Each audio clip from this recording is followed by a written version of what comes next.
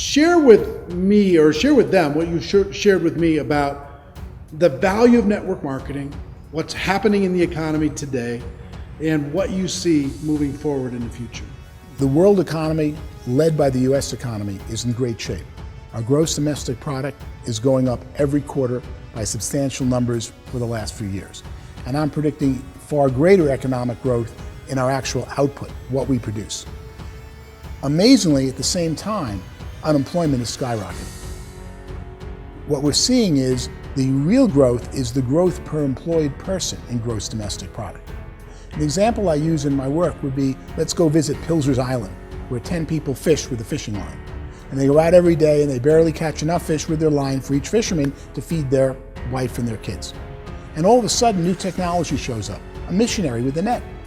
Now 2 fishermen with the net, one to pilot the boat, one to throw the net, can catch all the fish that 10 used to with the lines.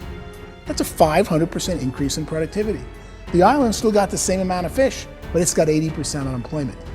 And of course, the challenge is, how do we quickly get that 80%, the 8 fishermen who no longer are needed to fish, to do something else? And the problem is each job they should do doesn't exist yet. One becomes a teacher. They never knew you could hire a teacher. They thought you have to teach your own kids. One becomes a doctor. He takes care of sick. I thought you only take care of your own kids when they're sick. One becomes a roofer. They don't just fix the roof. He becomes a specialist at learning how to keep their huts from leaking. All of a sudden, the economy grows a major amount, 500%, with roofing, with teaching, with medicine on top of the fish. But notice, none of those jobs existed until the unemployment occurred, the 80% unemployment from the net. And that's where we are in the world today. Let me ask you a question on the unemployment. You say unemployment skyrocketing, but the reports, if you look on the news, they say unemployment's going down. Well, that's because we changed the definition a few years ago of unemployment. In the United States, if you haven't found a job for 6 months, we don't count you as looking. We say you're no longer on the unemployment rolls. So we really have, in the order of 30% by my numbers, of the US population unemployed or underemployed. Doing some token, 30%. Doing some token job. And that's just looking at the people who are out there producing value and going to work. And you see it all the time. You know, look at the government's number of 7% unemployment, because they're only counting the ones who are less than 6 months unemployed, right? And if you look close at that, you go, it doesn't fit my reality.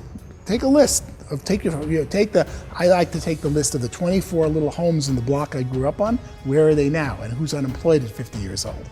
Or do the unemployed list of your relatives, of your cousins, or take some body of population, not based on where they work, and look who's unemployed, and you'll see 30% of the people in your life would love a job, would be working, but aren't finding something. Or would love a better job. Absolutely. Maybe they're working part-time somewhere. Not what they would call fully employed or utilized. And then what we see is that those who are employed are making more money than ever before.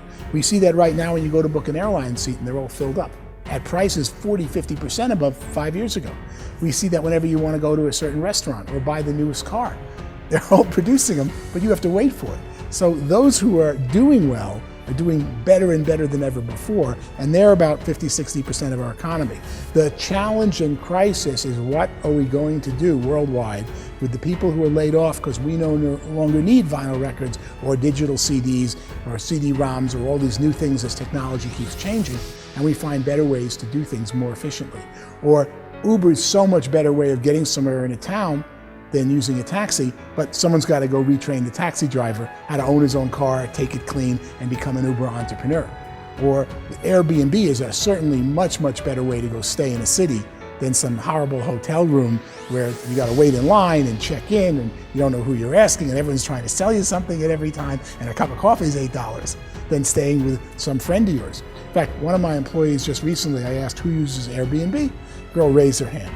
I said, how do you use it? She said, I rent out the couch in my studio apartment.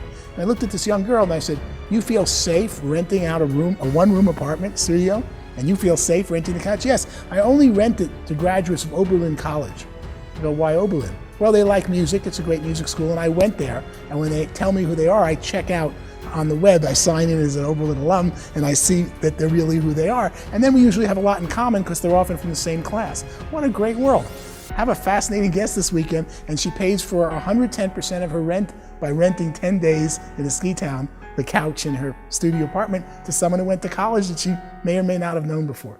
We see so many improvements in the world due to technology happening fast. But the scary thing is, what are we going to do with the unemployed?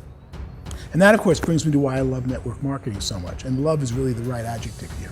Because only network marketing goes out there and says your employment past doesn't determine your economic future. Only network marketing says, you convince me you really want this, I'll take the chance and hire you. But I wouldn't hire you as an employee coming up with the money in the forms and having to pay you whether you produce or not. I'm going to hire you, but you're only going to make money if you listen to me and we train you together and we work and can succeed. So only network marketing has the opportunity to offer opportunity to so many people who have fallen off track. And that is unemployment, particularly the unemployment caused by structural unemployment, that's changes in technology, is the greatest crisis facing the United States and the developed world today.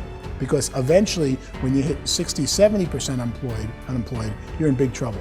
Saudi Arabia has 90% unemployment because they pay people for not working and they import all their labor, and they become the hotbed for spawning so many bad activities and bad formats. We're right behind them unless we find ways to retrain people who are displaced by technology, and network marketing leads the way in making that happen. So tell me what you think about the future of network marketing. As we retrain these people, new skills, entrepreneurial skills, we teach people how to be entrepreneurs, take charge of their life, run their own life, get away from that job if they want to, have that extra income, build a career. What do you see as the future? Well, ultimately, the companies that succeed today in network marketing, while they think it's their product or something that's unique, what they're really succeeding at is intellectual distribution, distributing information about a product or service that will improve your life.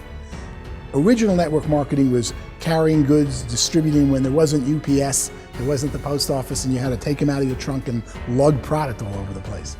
Today, network marketing, virtually every network marketing company, is really about somebody teaching something else to someone, teaching a better method to someone, a better product, a better business way of doing business. And that is the strength of network marketing, and that's the bottleneck. As new technology comes up that would allow an Uber, an Airbnb, or so many things I'm studying in the sharing economy to exist, someone's got to teach the consumer how to use the new technology. And network marketing, while you think you're developing your wellness business, you're really developing your skill business at teaching other people new things. And that's going to be where the big money is. It already is in network marketing. That's going to be increasingly where there's more money in society, because companies want to train you or teach you to go train people about their product. Nobody does that as well as the network marketing industry. Yeah, I agree with you.